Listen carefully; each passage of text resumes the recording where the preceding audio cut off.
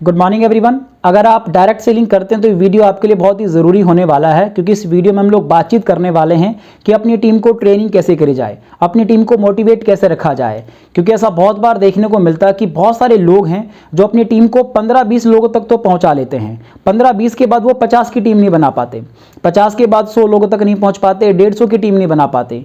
इसके पीछे सबसे बड़ा रीज़न क्या है जो मैंने नोटिस किया है कि एक लीडर है जो अपनी टीम में नए लोग लाना तो जानता है, लेकिन उन लोग को टिकाना नहीं जानता, उनको सस्टेन करना नहीं जानता, उनके थ्रू बड़ी टीम नहीं बनाना जानता। इसके पीछे कारण उसको ट्रेनिंग करना नहीं आता, उसको मोटिवेशन देना नहीं आता। तो आज इस वीडियो में हम लोग बातचीत करेंगे कि अपनी टीम को ट्रेनिंग कैसे करी जाए, अपनी टीम को इंस्पायर कैसे रखें, अपनी टीम को मोटिवेटेड कैसे रखें। आज इस वीडियो में हम लोग ये वाली चीज़ बात करेंगे और मुझे लगता है कि सबसे इंपॉर्टेंट चैप्टर है एक टाइम के बाद, क्योंकि इन्विटेशन करना, फॉलोअप लेना और प्लान दिखाना ये हम लोग सीखते रहते हैं, मोस्टली ट्रेनिंग्स में हम लोग सीखते रहते हैं, लेकिन ट्रेनिंग करना ये भी हमें सीखना चाहिए, क्योंकि विदाउट ट्रेनिंग आप बहुत बड़ी टीम नहीं बना पाएंगे। आज अगर मैं अपनी बात करूं तो मेरा जो ग्रुप साइज है, जो मेरी टीम है, करीब 8,500 लोग की मेरी टीम है। तो इसके पीछे सबसे बड़ा रोल क्या रहा, कहीं ना कहीं मुझे ट्रेनिंग करना भी आता है। तो आज जो मैंने सीखा था उसी में से कुछ चीज़ें मैं आपके सामने रख रहा हूं जो मुझे लगता है कि आपकी बहुत ही ज़्यादा हेल्प करेंगी। तो ट्रेनिंग का फॉर्मेट क्या होना चाहिए, किसी भी ट्रेनिंग को करने का जो फॉर्मेट है 80% उसके अंदर मोटिवेशन होना चाहिए और 20% उसके अंदर लर्निंग होना चाहिए। जो मुझे लगता है कि 3 से लेकर 4 टॉपिक आप अपनी ट्रेनिंग के अंदर डिजाइन करें, ज्यादा टॉपिक भी आप ना रखें, क्योंकि बहुत ज़्यादा टॉपिक रखने के बाद आप किसी भी टॉपिक को अच्छे से एक्सप्लेन नहीं कर पाएंगे। सो किसी भी ट्रेनिंग को करने से पहले आप ये चेक करें कि क्या उस ट्रेनिंग के अंदर बहुत ज़्यादा टॉपिक तो नहीं है, और उस ट्रेनिंग के अंदर क्या 80% सिस्टम को लेके क्लैरिटी है ना, उसके ड्रीम्स, उसके लिए मोटिवेशन, 80% वो होना चाहिए। ओनली 20% लर्निंग होना चाहिए, राइट। क्योंकि लर्निंग का एक फॉर्मेट दूसरा भी है जिसको हम लोग कैंप मीटिंग बोलते हैं, जिसके हम लोग वर्कशॉप बोलते हैं। उसके द्वारा भी हम लोग बहुत सारी बातें अपनी टीम को सिखा सकते हैं, लेकिन आज इस वीडियो में हम लोग ओनली बात करेंगे कि ट्रेनिंग कैसे करनी चाहिए, राइट।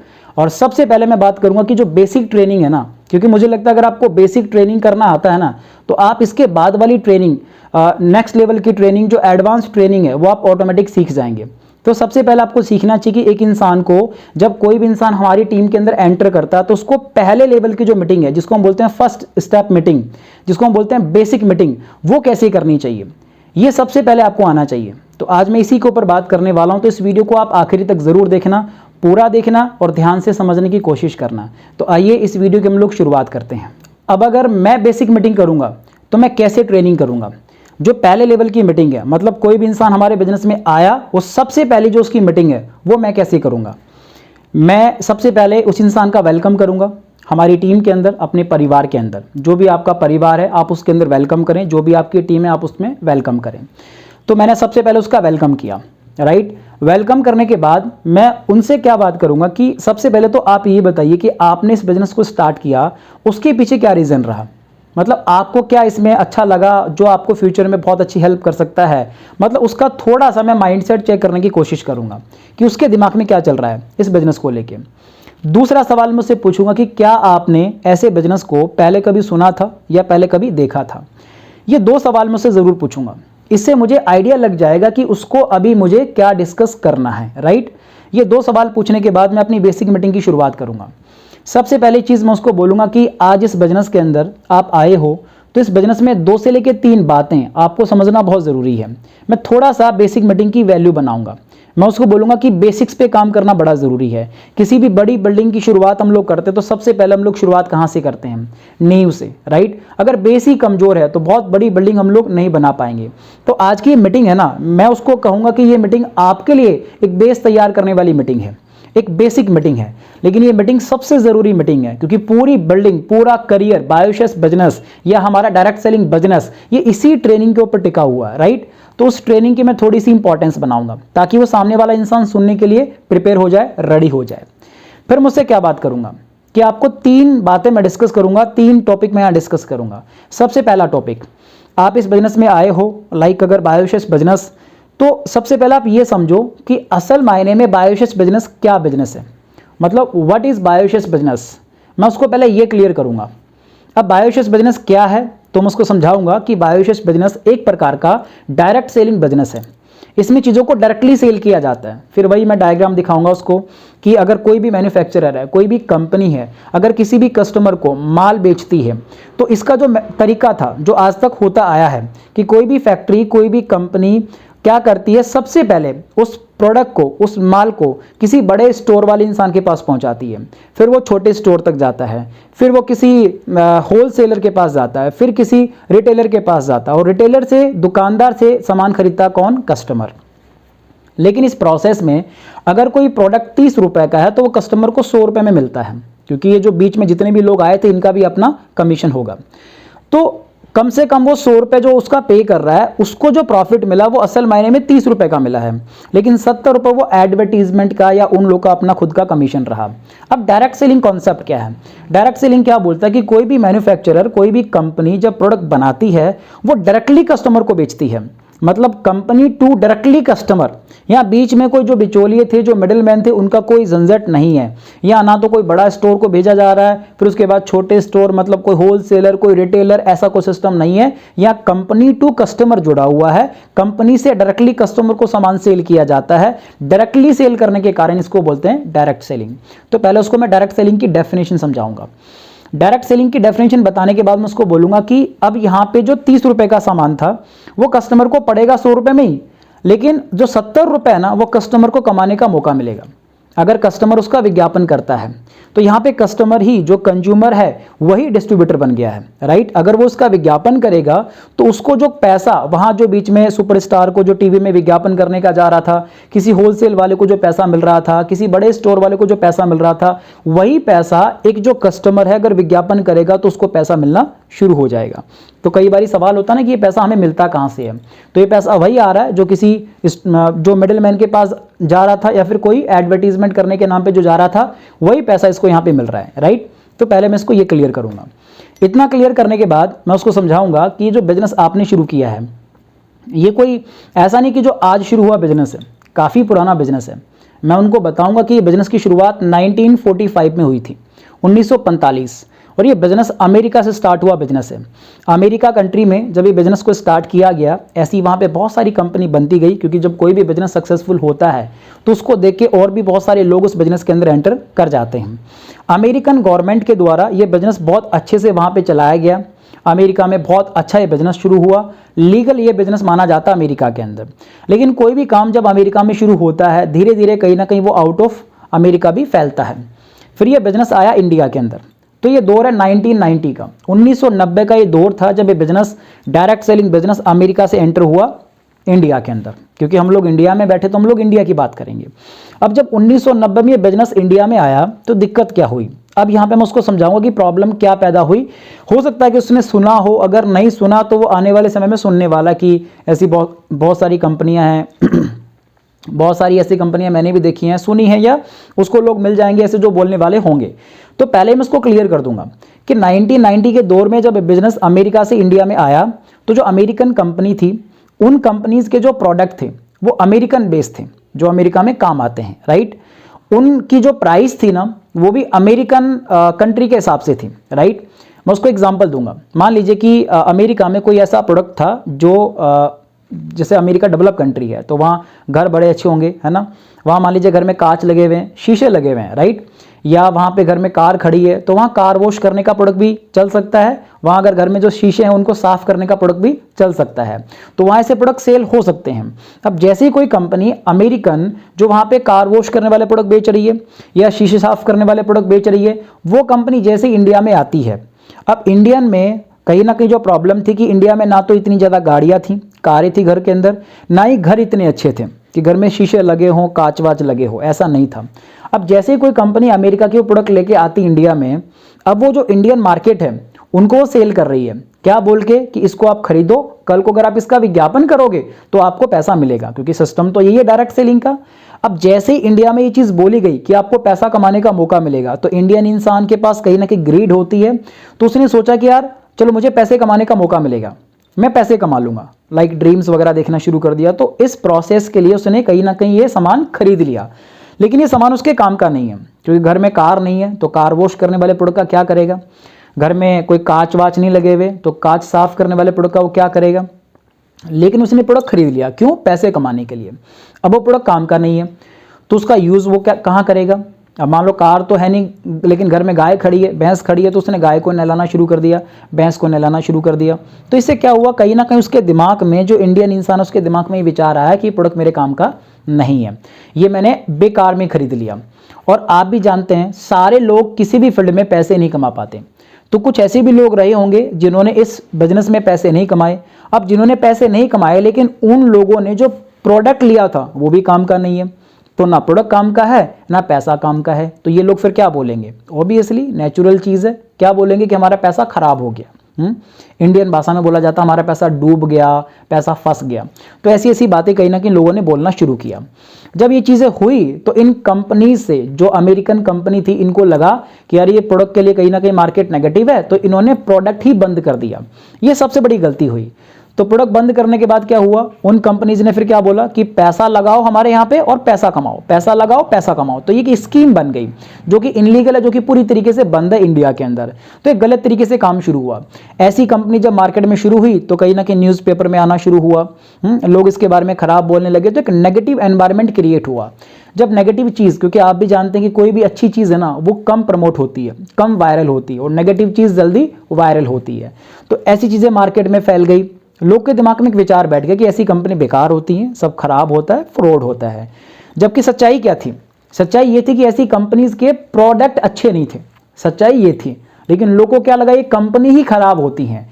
तो इस तरीके का कहीं ना कहीं मार्केट के अंदर एक सोच बना, माइंडसेट बना। फिर धीरे धीरे करके कुछ इंडियन कंपनी आई जिन्होंने इस बिजनेस को मार्केट के हिसाब से, मतलब इंडिया के हिसाब से करना शुरू किया। उनके प्रोडक्ट इंडिया में काम में आने वाले थे, प्रोडक्ट ढंग के थे, वैल्यू फॉर मनी के थे, अच्छे प्रोडक्ट थे। जब इन कंपनीज ने ये काम करना शुरू किया, धीरे धीरे मार्केट में इसकी अच्छी वैल्यू बनती गई। फिर धीरे धीरे करके इंडियन गवर्नमेंट भी इसके ऊपर जब नज़र लगाई तो इंडियन गवर्नमेंट ने भी ऐसी कंपनीज के लिए कुछ रूल्स बना दिए जो इंडियन गवर्नमेंट को सही लगे। क्योंकि किसी भी कंपनी को अगर रन करना है लीगली तो इंडियन गवर्नमेंट के तरीके से वो काम करनी चाहिए। तो अभी आपको शायद इन्फॉर्मेशन होगा, मैं उनको बताता हूँ कि 2021 में इंडियन गवर्नमेंट ने ऐसी कंपनीज के लिए रूल्स बना दिए हैं, कुछ कानून बना दिए कि जो कंपनी अगर इस तरीके से काम करेगी, सही तरीके से काम करेगी, वो कंपनी चलेगी। जो कंपनी गलत तरीके से काम करेगी उस कंपनी को बंद कर दिया जाएगा। अब सही कंपनी कौन सी है और गलत कंपनी कौन सी है, इसके बारे में थोड़ा सा मैं उसको डिफ्रेंशिएट करूंगा। तो इसके बारे में मैं उसको क्या बताऊंगा कि अकॉर्डिंग टू इंडियन गवर्नमेंट के रूल्स के हिसाब से, अब वो सारे रूल्स तो मैं उसको बता नहीं सकता, लेकिन उन सभी रूल्स को क्लब करके मैं एक फॉर्मूला में उसके सामने एक फॉर्मूला देके उसको समझाने की कोशिश करता हूं कि मैं उसको बोलता हूं कि 4P फॉर्मूला याद रखना। पहले P का मतलब है कोई भी कंपनी अगर अच्छी मानी जाएगी, डायरेक्ट सेलिंग कंपनी, ऐसी कंपनी, तो उसके पीछे सबसे बड़ा रीजन क्या होगा, उस कंपनी के प्रोडक्ट अच्छे होने चाहिए। क्योंकि दिक्कत कहां से शुरू हुई थी, प्रोडक्ट से। तो उस कंपनी का प्रोडक्ट अच्छा होना चाहिए। तो मैं उसको फिर लेके आता हूं बायोशिस के ऊपर। अब थोड़ा सा कंपेयर करते हैं बायोशिस के लिए। अब अगर आप देखेंगे बायोशिस के बारे में, तो जितना कि आपने हमारे इस इवेंट को देखा होगा, क्योंकि उसने प्लान देख लिया है, कि जितना कि आपने हमारे इस इवेंट को देखा होगा, आपने वहाँ पे समझा था कि हमारे जितने भी प्रोडक्ट हैं वो सीबकथॉर्न के हैं, नेचुरल हैं, ऑर्गेनिक हैं, अच्छी क्वालिटी के हैं, वैल्यू फॉर मनी है। मैं एग्जाम्पल लेता हूँ यहाँ पे हैंड वॉश का, कि मान लीजिए कि डिटोल का हैंड वॉश आता है मार्केट में 99 रुपीज़ का, आई थिंक 100 रुपीज़ का आता है 200 ml। मैंने कहा जो बायोशिस का जो हैंड वॉश है ये 250 ml आता है 110 रुपये का, मतलब 10 रुपये ज़्यादा है तो 50 ml ज़्यादा भी है क्वांटिटी, राइट। लेकिन जो बायोशिस का हैंड वॉश है ना, उसमें सीबकथॉर्न है, उसमें नीम है, उसमें तुलसी है, उसमें हल्दी है, मतलब कंप्लीटली नेचुरल है, ऑर्गेनिक है, अच्छी क्वालिटी का भी और मार्केट की रेंज के ऑलमोस्ट बराबर भी है। तो उसको मैंने कंपेयर कर दिया, किसके बारे में, प्रोडक्ट के बारे में। फिर मैं उसको बोलता हूँ कि जितने भी तेरे को प्रोडक्ट मिलेंगे वो सारे के सारे बिल समेत मिलते हैं, आपको एक बिल मिलेगा। फिर उसको बिल को कहाँ चेक कर सकते हो, मैंने कहा चाहो तो आप एक वेबसाइट है जिसके बारे में ऑलरेडी आपको पता होगा, www.bioshas.com। मैंने कहा यहाँ जाके अपना आप बिल देख सकते हो, आपको बाकायदा बिल मिलता है। कोई भी अगर आप यहाँ पे शॉपिंग करोगे कंप्लीटली आपको बिल मिल जाता है। मैंने कहा बिल के साथ आपको प्रोडक्ट मिलते हैं, वैल्यू फॉर मनी के प्रोडक्ट मिलते हैं, अच्छी क्वालिटी के प्रोडक्ट आपको मिल जाते हैं, राइट।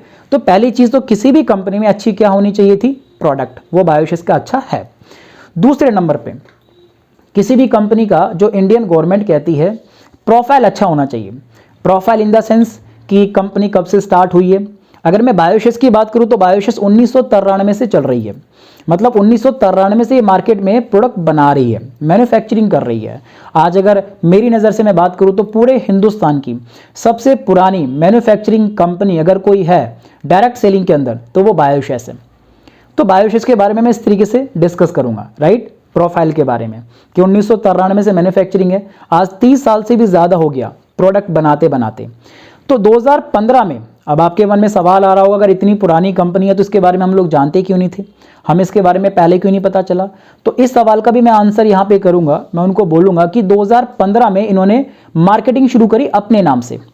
तो 2015 से पहले ये अपने नाम से मार्केटिंग नहीं कर रहे थे, ये सिर्फ प्रोडक्ट बनाते थे जो Apollo pharmacy, Fab India, home shop 18 को प्रोडक्ट बना बना करके सप्लाई करते थे। 2015 में से ये लोग बायोशेष के नाम पे मार्केट में उतर गए हैं, राइट। और 2015 के बाद आज पूरी बायोशेष में अप्रोक्सीमेट 8 लाख लोग हैं जो बायोशेष में आ चुके हैं, जो बायोशेष में बिजनेस पर्पज पे आए हैं, राइट। तो कहीं ना कहीं काफ़ी स्ट्रॉन्ग प्रोफाइल है बायोशेष की। तो 30 साल पुरानी मैन्युफैक्चरिंग है, 8 लाख से ज़्यादा लोग इस बिजनेस के अंदर बिजनेस पर्पज पे आ चुके हैं, राइट। फिर कुछ मैं बात करूंगा सर्टिफिकेशन की, लाइक MCA का हमारे पास सर्टिफिकेट है, FSSAI का सर्टिफिकेट है, WHO का सर्टिफिकेट है, अमेरिका से हम लोग सर्टिफाइड हैं और यूरोप से हम लोग सर्टिफाइड हैं, राइट। तो कुछ मैं यहाँ पे सर्टिफिकेशन की ज़रूर बात करूंगा क्योंकि हम बायोशेष भारत के अलावा 6 अदर कंट्री में अपनी सर्विस दे रही है। तो ये प्रोफाइल की बात हुई।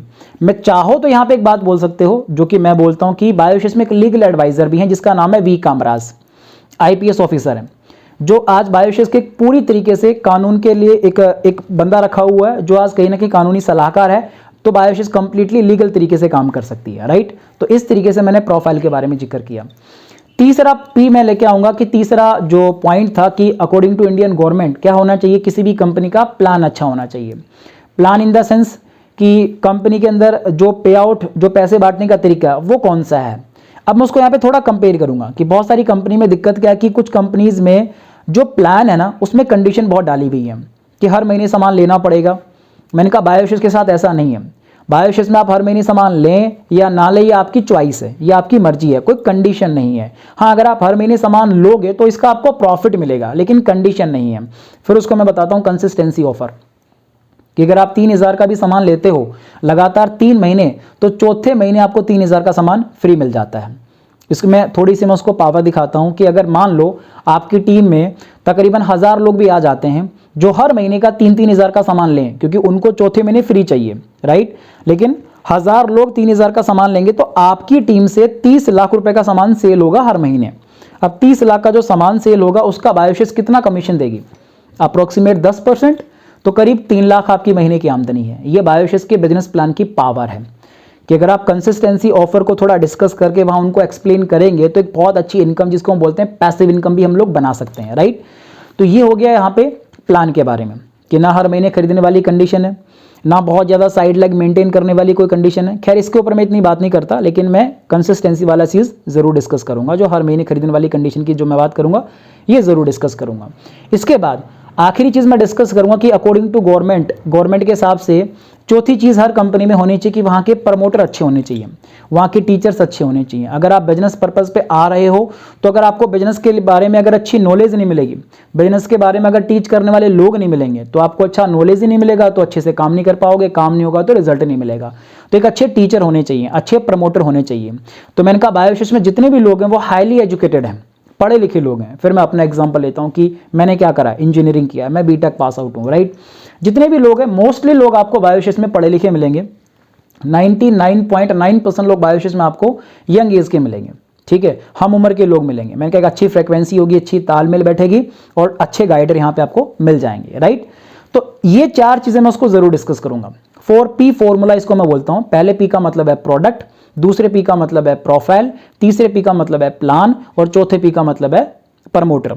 अगर 4P किसी भी कंपनी में अच्छे ना, वो कंपनी बेस्ट है। मैंने कहा चाहे बायोशेष है या फिर कोई दूसरी कंपनी है, लेकिन मेरी नज़र में, फिर मैं उसको बोलता हूं कि मेरी नज़र में आज की डेट में सबसे बेहतरीन कंपनी पूरे हिंदुस्तान की अगर कोई है ना तो वो बायोशेष बिजनेस प्राइवेट लिमिटेड है। मैंने कारण आपको पहले दिया है, मैंने कहा कारण आपको पहले बताया है, बोल मैं अब रहा हूं। तो पूरी तरीके से एक स्ट्रॉन्ग कंपनी है, कंप्लीटली लीगल कंपनी है, आने वाले समय का बिजनेस है। क्योंकि बायोशेष बिजनेस मार्केट की 2 बड़ी प्रॉब्लम का समाधान कर रही है। पहली हेल्थ प्रॉब्लम, दूसरी रोजगार की प्रॉब्लम। मैंने कहा आप बताओ इंडिया में दोनों प्रॉब्लम है कि नहीं? बिल्कुल है। तो मैंने कहा अगर इंडिया में दोनों प्रॉब्लम है, इन दोनों प्रॉब्लम का सॉल्यूशन कौन कर रहा है? बायोशेस। तो बायोशेस आने वाले समय में बहुत तेजी से ग्रो करेगा। तो इस तरीके से मैं उसको एक्सप्लेन करता हूं बायोशेस के बारे के अंदर, स्टार्टिंग के अंदर की व्हाट इज बायोशेस बिजनेस, राइट। इतना आप एक्सप्लेन करिए। फिर उसको आप ये चीज़ ज़रूर बोलना कि आज मार्केट में आपको बहुत सारे लोग मिलेंगे जो बोलेंगे मैंने देखा है, मैंने सुना हुआ है, मैंने किया हुआ था, ऐसी बहुत सारी कंपनी आई, बहुत सारी कंपनी गई, हमारे बाल धूप में सफ़ेद ऐसे ही नहीं हो गए। मैंने कैसे डायलॉग देने वाले, ऐसे बहुत सारे क्वेश्चन करने वाले लोग आपको मार्केट में मिलेंगे। मैंने कहा इन सभी सवालों का एक ही जवाब है। मैंने कहा आपको ये 4P फॉर्मूला आपको याद रखना है, बस ये आपको एक्सप्लेन करना है।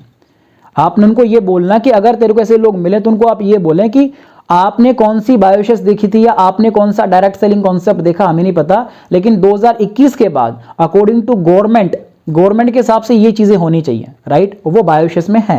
तो इस तरीके से बायोशेस एक बहुत स्ट्रॉन्ग कंपनी मानी जा सकती है, राइट। तो इस तरीके से कहीं ना कहीं उसके सवालों के भी जवाब मैं साथ ही उसको दे दूंगा। क्लियर? तो ये हो गया पहला जो सवाल जो मैं उसको आंसर करूंगा कि बायोशेस क्या है। दूसरा मैं उसको आंसर करूंगा कि बायोशेस क्यों करनी है, जो मेरा दूसरा टॉपिक रहेगा, बायोशेस क्यों करनी है। इसके ऊपर मैं बात करूंगा ड्रीम्स को लेके, सपनों को लेके।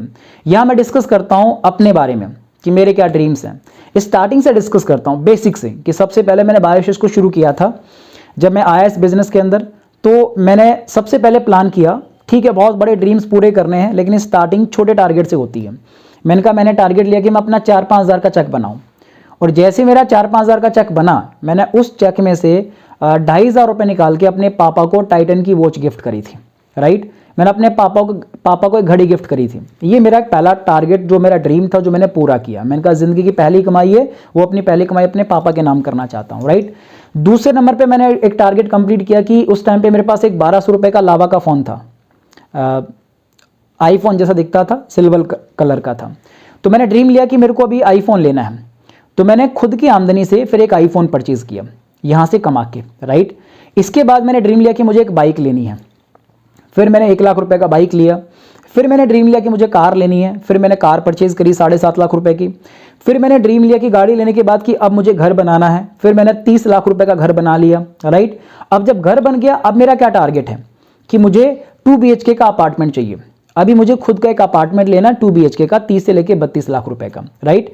मैंने कहा जब ये हो जाएगा, इसके बाद मेरा क्या टारगेट होगा।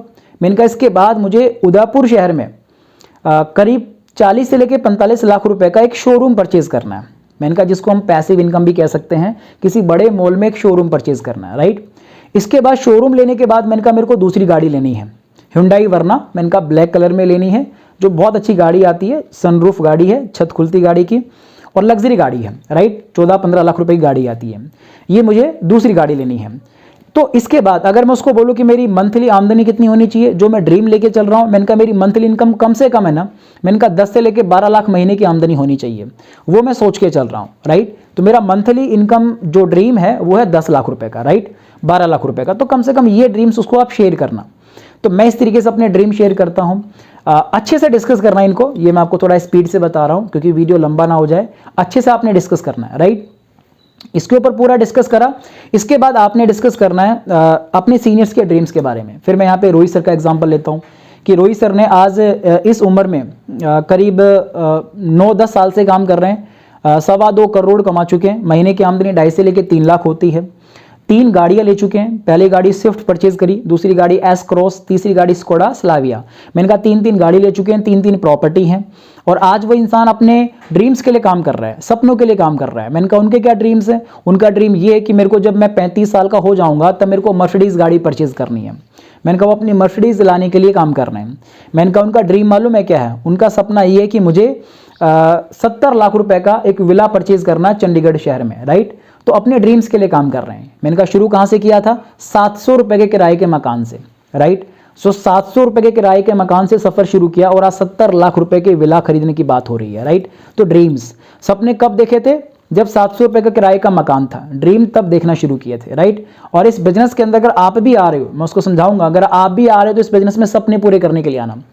अगर आपके सपने बहुत बड़े हैं, ये बिजनेस मैन का फिर आपके लिए है। तो ड्रीम से डिस्कस करूंगा। फिर इसके बाद मैं मनदीप सर के बारे में बताऊंगा, मनदीप सर की अचीवमेंट बताई। फिर इसके बाद मनदीप सर के ड्रीम्स बताए। फिर गुरिंदर सर के बारे में बताया कि गुरिंदर सर के पास आज मर्जी का टाइम है। गुरिंदर सर के पास आज मर्जी का पैसा है, ठीक है, टाइम के बारे में, मनी के बारे में, स्टेटस, सिक्योरिटी, हैप्पीनेस, ये चारों चीज़ों के बारे में मैं उसको अच्छे से एक्सप्लेन करूंगा, राइट। इसके बाद गुरिंदर सर की इंस्टाग्राम पे फोटोज़ दिखाऊंगा, एक दो मैं वीडियोज़ भी दिखाऊंगा। हाँ, मनदीप सर के भी वीडियोस दिखाने हैं, रोहित सर की भी फोटोज वीडियोस आपने दिखानी है, राइट। इस तरीके से मैं उनको 3-4 सीनियर्स के बारे में अच्छे से बता के, ड्रीम्स बता के, उनको कहीं ना कहीं ड्रीम्स दिखाने की कोशिश करूंगा, राइट। तो इस तरीके से आप अपनी डाउनलाइन को, अपने एक फ्रेशर को एक बूस्टअप दे सकते हैं, एक ड्रीम्स दिखा सकते हैं, एक फ्यूचर दिखा सकते हैं, करियर दिखा सकते हैं, राइट। तो ये हो गया दूसरा पॉइंट कि बायोशेस क्यों करनी चाहिए। ज़्यादा लंबा भी डिस्कस नहीं करूंगा कि बहुत लंबी मीटिंग चली जाए, लेकिन इतना भी कम डिस्कस नहीं करूंगा कि उसके ड्रीम्स बन ही ना पाए। शॉर्ट भी होगा, इफेक्टिव भी होगा, तो उसके ड्रीम्स बनाए जाएंगे, राइट। इसके बाद मैं उसको बोल दूंगा कि ये आपके लिए एक होमवर्क है। होमवर्क क्या कि आपको घर जाना है, 10 से लेकर 12 ड्रीम्स की लिस्ट बनानी है, राइट। और जो साथ में उनका सीनियर बैठा होगा, मैं उनको बोल भी दूंगा कि आपने वो ड्रीम्स एक बारी ज़रूर चेक करना है, राइट। 10-12 ड्रीम्स की लिस्ट हो जो आप सपने देख रहे हो, और मैं इनका कोशिश करना है उन ड्रीम्स के साथ है ना डेट ज़रूर लिखना, डेट ज़रूर पंच करना, राइट। तो कहीं ना कहीं उसके मैं ड्रीम्स बनाने की कोशिश करूंगा। फिर मैं उसको बोलूंगा कि एक सपना तो मैं आपका बना दूं, एक ड्रीम तो मैं आपका बना दूं, मगर बाकी ड्रीम्स आप बना लेना। एक सपना मैं आपका बना रहा हूं, मैंने कहा आपका टारगेट ये होना चाहिए, आपका ड्रीम ये होना चाहिए, आपका टास्क ये होना चाहिए कि मैंने कहा इसी वीक में, कमिंग 7 डेज में, आने वाले 7 दिनों के अंदर अंदर आपको कम से कम अपने 2 पेयर कंप्लीट करने हैं। 4200 रुपए का चेक बनाना है। मैंने कहा 4200 का चेक 2 पेयर आपको कंप्लीट करने आने वाले 6-7 दिनों के अंदर। मैंने कहा पहला टास्क, पहला टारगेट आपका ये होना चाहिए। डन। तो उसका पहला मैंने टारगेट भी बनवा दिया और 7 दिनों के अंदर अंदर। क्लियर। ये हो गया दूसरा टॉपिक, दूसरा पॉइंट। अब आते हैं तीसरे पॉइंट के ऊपर, जो आखिरी पॉइंट है। अब मैं उसको बोलूंगा कि कैसे काम करना है, किस तरीके से काम करना है इस बिजनेस के अंदर। अब कैसे काम करना है इसके ऊपर मैं उसको बोलूंगा कि 3 से लेकर 4 बातें हैं जो आपको समझनी है। सबसे पहली बात, मैं उसको समझाऊंगा कि इस बिजनेस के अंदर 3 कैटेगरी के लोग हैं। पहले वो लोग जो इस बिजनेस के अंदर बहुत ही फास्ट ग्रो करते हैं, दूसरे वो लोग जो इस बिजनेस के अंदर बहुत ही स्लो ग्रो करते हैं, तीसरे वो लोग जो इस बिजनेस के अंदर ग्रो करते ही नहीं है, कभी कामयाब होते ही नहीं है। तो इसका कारण क्या है? जो बहुत तेजी से ग्रो कर रहे हैं वो अपनी सीनियर की बात है ना बहुत जल्दी मान लेते हैं, बहुत फास्ट मान लेते हैं, तो बहुत तेजी से ग्रो करते हैं। दूसरे वो लोग हैं जो बहुत धीरे धीरे धीरे धीरे अपने सीनियर की बात मानते हैं, तो ये तरक्की तो करेंगे लेकिन बहुत धीरे धीरे करेंगे। मैंने कहा तीसरे वो लोग हैं जो अपने तरीके से काम करते हैं, जो सीनियर की बात मानते ही नहीं है, सीनियर की बात सुनते ही नहीं है। मैंने कहा कभी तरक्की करेंगे ही नहीं। मैंने कहा आप बताओ आप कौन सी कैटेगरी में आना चाहते हो? पहली ना, मैंने कहा फास्ट ग्रो करना चाहते हो ना, उसके बोलने से पहले मैं बोल दूंगा, राइट। तो उन्होंने कहा कि हाँ मैं फर्स्ट कैटेगरी में आना चाहता हूँ, फास्ट ग्रो करना चाहता हूँ। तो मैंने कहा आप अपने सीनियर को जरूर फॉलो करना, आपने अपनी सीनियर की बात माननी है। तो जो उनका सीनियर जो उनके साथ काम करवाएगा, मैं उनका नाम लूंगा, मैं उनको बोलूंगा कि आपने इनकी बात माननी है। फिर जो उनसे कोई दूसरी अपलाइन होगी जो उनकी सपोर्ट कभी कर सकती है, उनका मैं नाम लूंगा। फिर मैं अपना भी नाम लूंगा कि आप मेरी भी बात मानेंगे, राइट।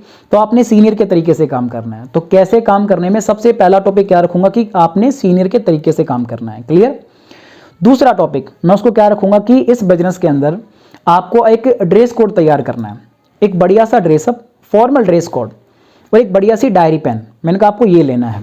मैंने कहा आप बताना कोई भी बिजनेस है, बिजनेस का मतलब है इन्वेस्टमेंट। आप किसी भी बिजनेस को शुरू करते हैं सबसे पहले क्या करेंगे? मैंने कहा कुछ ना कुछ आप इन्वेस्ट करेंगे वहां पे। तो बायोशेस बिजनेस में क्या इन्वेस्टमेंट है? मैंने कहा आपको एक बढ़िया सा ड्रेस तैयार करवाना, फॉर्मल शर्ट हो, फॉर्मल पैंट हो, फॉर्मल बेल्ट हो, फॉर्मल शूज हो, एक अच्छा सा टाई आपके पास हो, राइट। मैंने कहा एक वाइट शर्ट भी हो। तो इस तरीके से एक बढ़िया सा ड्रेस कोड आपके पास हो। इवेंट में जब आप आओ, जब हमारे संडे वाले इवेंट होते हैं जो वीकली हमारे वेन्यू होते हैं, मैंने कहा उसमें आपको वाइट शर्ट में आना है और एक टाई के साथ आना है, राइट। एक ब्लैक पैंट आपके पास हो, फॉर्मल शूज आपके पास हो, कोशिश करना शूज भी ब्लैक ही हो। तो इस तरीके से मैं उसका एक ड्रेस कोड के बारे में बात करूंगा। नॉर्मल डेज में पहनने के लिए फॉर्मल शर्ट हो तो टी शर्ट वहां पे अवॉइड करिए, जीन्स आप अवॉइड करिए, कैजुअल ड्रेस आपको अवॉइड करना है, राइट। मैंने कहा जो दिखता वो बिकता है।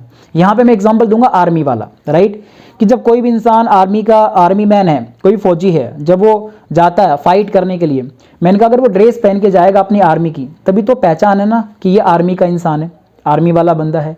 मैंने कहा अगर वो फाइट करने चला जाए बंदूक उठा के और कैजुअल ड्रेस में चला जाए, मैंने कहा जो साथ वाले लोग हैं ना, जो फौजी लोग हैं, वही समझ लेंगे कि कोई आतंकवादी आ गया, राइट। इसलिए मैंने कहा आर्मी की जो ड्रेस है ना वो उसकी पहचान है।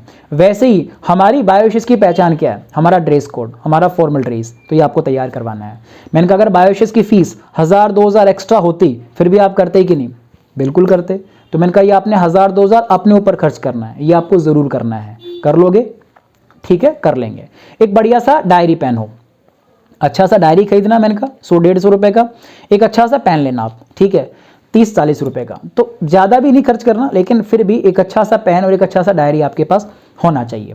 ये हो गया आपको दूसरा काम कैसे करना है, इसमें दूसरा पॉइंट में ये डिस्कस करूँगा। ठीक है जी, क्लियर है। तीसरा टॉपिक मैं इसके बाद डिस्कस करूँगा। तीसरा टॉपिक, थर्ड टॉपिक क्या है कि अगर थर्ड टॉपिक को समझना है तो आपको क्या करना है कि जिस तरीके से आपको इवेंट में बुलाया गया था ऐसे ही आप भी तो अपने दोस्तों को इवेंट में बुलाएंगे। मैंने कहा आपके लिए सपोर्ट सिस्टम है हमारा इवेंट, आपने सिर्फ अपने दोस्तों को इनवाइट करना है। तो आपको बहुत जल्दी इनवाइट करने का तरीका सीखना है, कैसे दोस्तों को बुलाना है। मैंने कहा इससे पहले अभी आप इनिशियल लेवल पे हो, अभी आपने स्टार्ट किया है, तो आपकी सपोर्ट कौन करेंगे? मैंने कहा आपके सीनियर, ठीक है। लेकिन आपको अपने सीनियर से अपने दोस्तों को सिर्फ मिलवाना है। आप कैसे मिलवाओगे, किस तरीके से फ़ोन करोगे अपने दोस्तों को, मैंने कहा मैं आपको ये सिखा देता हूँ कैसे। अब मैं उसको एक प्रॉपर वे में सिखाऊंगा कि अपने दोस्तों को फ़ोन कैसे करना है। मैं उनको बोलूँगा कि अपने दोस्तों को फ़ोन लगाना, कैसे बात करना कि हेलो सुमेर भाई कैसे हो, कहाँ पे हो। 2 चीज़ें पूछी, कैसे हो, कहाँ पे हो, ताकि पता चल गया वो इंसान अभी हाल फिलहाल कहाँ है, उसकी लोकेशन पता चल गई। अगला सवाल मैंने कहा पूछना कि सुमेर भाई आपको एक बहुत अच्छी बात बतानी है, एक बहुत ज़बरदस्त चीज़ है, बस मैं आपके साथ में शेयर करना चाहता हूँ। और जब आप उस बात को सुनोगे ना आप खुद बोलोगे मज़ा आ गया। आप हो सकता है ये बात बोलो कि यार पहले क्यों नहीं बताया, इतनी शानदार चीज़ है और हाँ आपके फ़ायदे की चीज़ है, लेकिन वो बात है ना मैं आपसे मिलके ही करना चाहता हूँ, तो तू बता कहाँ मिलेगा। इस तरीके से मैंने कहा आपने अपने दोस्तों को फ़ोन लगाना है। मैंने कहा गलती मत कर देना, अपने दोस्तों को अगर आप फ़ोन लगाओगे कि भी सुमेर भाई कहाँ है, तेरे से कोई काम था, मिलना था, मैंने कहा वो नहीं मिलेगा, क्योंकि कोई भी इंसान हमारा काम करने के लिए शायद नहीं मिलेगा। लेकिन अगर मैं उससे बोलूँगा कि एक बहुत शानदार चीज़ है, तेरे फायदे की चीज़ है, जब सुनेगा तो मज़ा आ जाएगा, जब तू खुद बोलेगा पहले क्यों नहीं बताया, तो शायद वो एक्साइटेड होगा। मैंने कहा इस चीज़ के लिए मिलने के लिए वो ज़रूर तैयार होगा। फिर भी अगर वो ना मिले तो आपने उसको फ़ोन पे नहीं बताना है, आपने उसको मिलके ही बताना है। क्लियर है। अगर वो जिद करे मैंने कहा फ़ोन पे बताने की, तो मैंने कहा आप भी जिद कर लो मिलके बताने की, राइट। तो उसको आपने फ़ोन पे नहीं बताना है। क्लियर। तो उसको मैं सिखाऊंगा, पहले ही दिन सिखाना ज़रूरी है कि कैसे फ़ोन पे बात करनी है।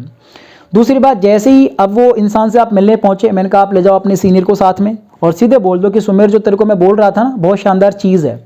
एक्चुअली वो एक इवेंट है, एक प्रोग्राम है जिसमें मैं जा रहा हूँ, मैं चाहता हूँ तू भी चले, लेकिन उसके बारे में पूरी जानकारी मेरे को नहीं है, तो ये मेरे फ्रेंड है, ये तेरे को बताएंगे, बस तेरे को चलना है। किस तरीके से? मैं जा रहा हूँ, ये तेरे को बताएंगे, बस तेरे को चलना है, राइट। इस तरीके से मैंने कहा आपने अपने सीनियर को मिलवाना है, बाकी काम इनका ये जानेंगे, इनका काम जाने, राइट, सीनियर का काम है। इस तरीके से आपने दोस्तों को फ़ोन करना है और इस तरीके से आपने दोस्तों को सीनियर से मिलवाना है। क्लियर। मैंने कहा अगर इन केस ऐसा हो जाए कि आपका सीनियर साथ में नहीं है, आपको खुद को ही इनवाइट करना है, तो आप कैसे इनवाइट करोगे, तो किस तरीके से इनवाइट करोगे, फिर उसको मैं हल्का फुल्का थोड़ा सा इन्विटेशन डिस्कस कर दूंगा, राइट। हल्का फुल्का, ज़्यादा नहीं, हल्का फुल्का मैं उसको इन्विटेशन डिस्कस कर दूंगा कि किस तरीके से इन्वाइट करना, जबकि खुद इन्वाइट करना हो तो, राइट। इसके बाद अगला जो पॉइंट है कैसे काम करना है वो टॉपिक डिस्कस कर रहा हूँ। इसके अंदर 3 बातें डिस्कस कर चुका हूँ, ठीक है। चौथा पॉइंट मैंने कहा आपने अपने दोस्तों को जब इवेंट में आ जाए ना, जब अपने प्रोग्राम में वेन्यू मीटिंग में आ जाए, मैंने कहा उनसे ना एक बार आपको दोबारा और मिलना है। क्यों मिलना है? मैंने कहा उनके दिमाग में सवाल होंगे, क्योंकि वो इवेंट देखने के बाद जाएंगे, दोस्तों से डिस्कस करेंगे, अपने पेरेंट्स से बात करेंगे। मैंने कहा हो सकता है उनको पैसे की प्रॉब्लम आ रही हो सकता है उनके दिमाग में कुछ सवाल चल रहे हो सकता है उनको इनकम प्लान समझ में नहीं आया हो, तो वो सारा समझाने के लिए एक बार आपको उससे दोबारा मिलना है, जिसको हम बोलते हैं फॉलोअप। एक वर्ड में उसको बोलूँगा फॉलोअप, राइट। अब फॉलोअप को याद रखने के लिए मैंने कहा मैं आपको एक एग्जाम्पल देता हूँ। जैसे मान लीजिए कि हम चाय बनाते हैं, चाय बनाते वक्त हम लोग दूध डालते हैं, चीनी डालते हैं, अदरक, इलायची, लौंग, सब कुछ डाल दिया। मैंने कहा अगर आपने गैस ही नहीं जलाया चाय बनेगी नहीं ना। वैसा ही काम है फॉलोअप का।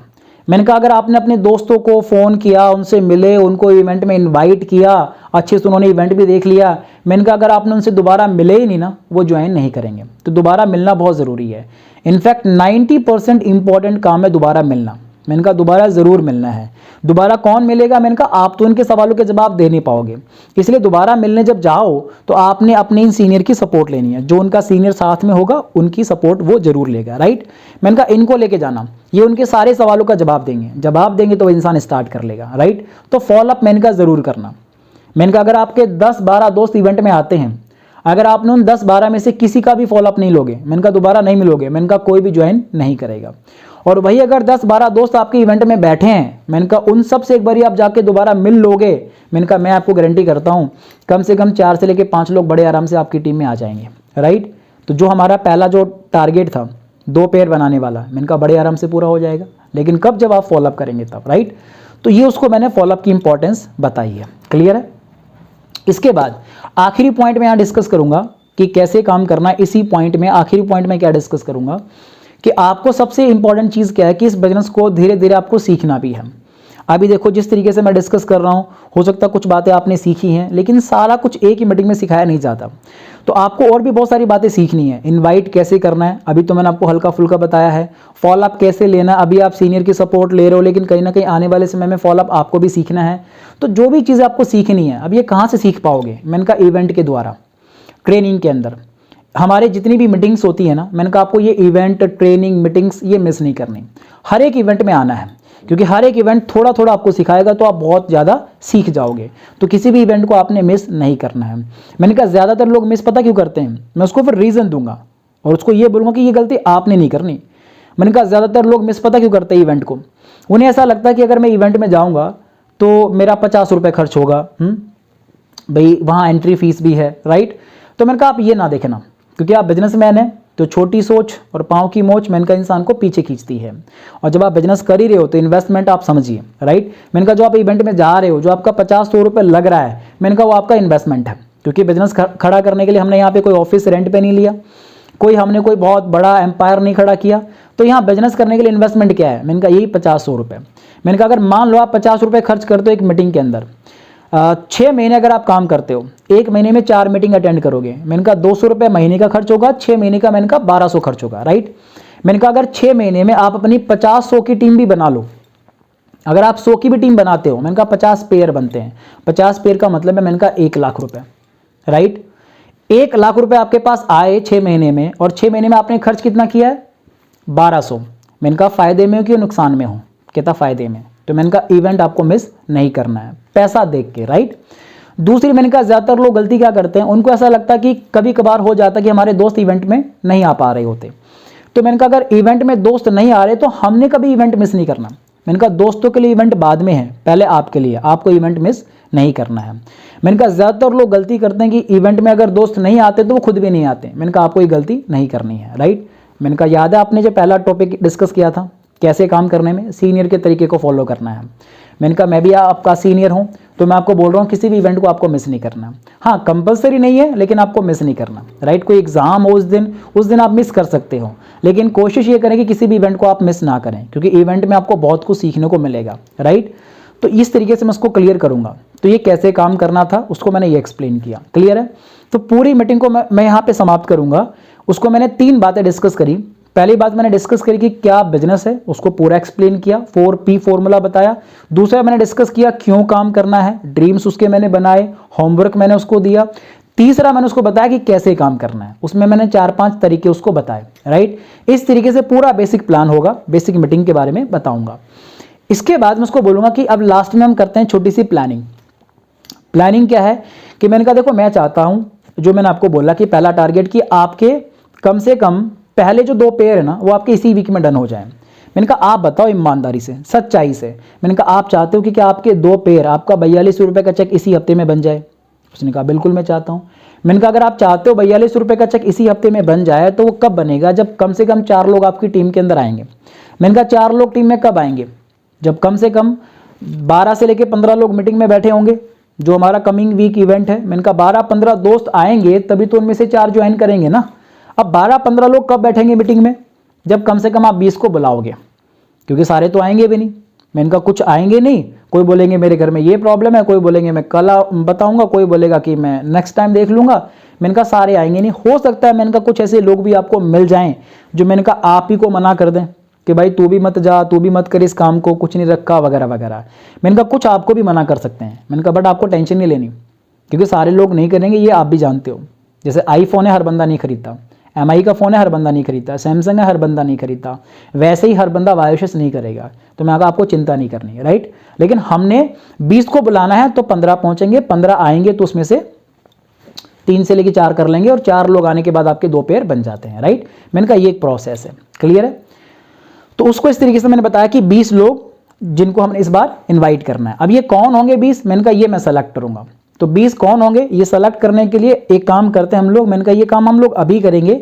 हम 50 से लेके 60 नाम लिखेंगे जो आपके दोस्त हैं, जो आपके फ्रेंड है। तो 50-60 की मैं उसकी लिस्ट बनवाऊंगा।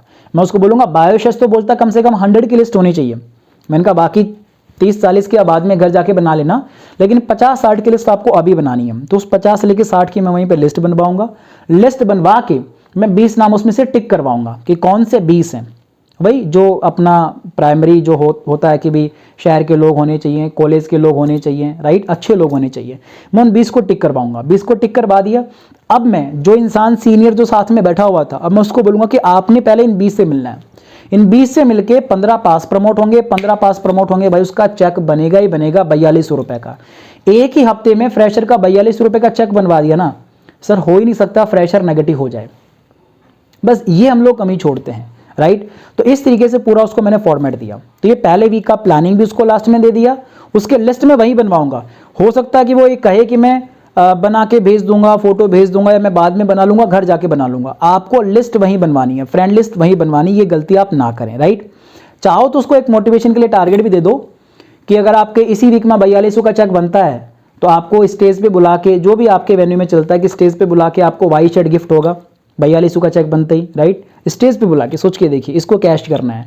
अगर आप 20 से मिलोगे, 15 पास भी अगर प्रमोट होते हैं तो 15 एंट्री कार्ड प्रमोट होने पे आपको स्टेज पे बुला के ट्रॉफी मिलेगा, या फिर डायरी मिलेगा, कुछ भी जो आपने रखा हुआ वहां पे वो आप प्रमोट कर सकते हैं। तो ट्रॉफी और वाइट शर्ट ये जरूर प्रमोट करें, ठीक है जी। अब सोच के देखो, 15 पास प्रमोट किया, 20 से मिलोगे तो ट्रॉफी मिल गया, 15 लोग मीटिंग में बैठेंगे, 4 ज्वाइन करेंगे, 4200 का चेक बन गया।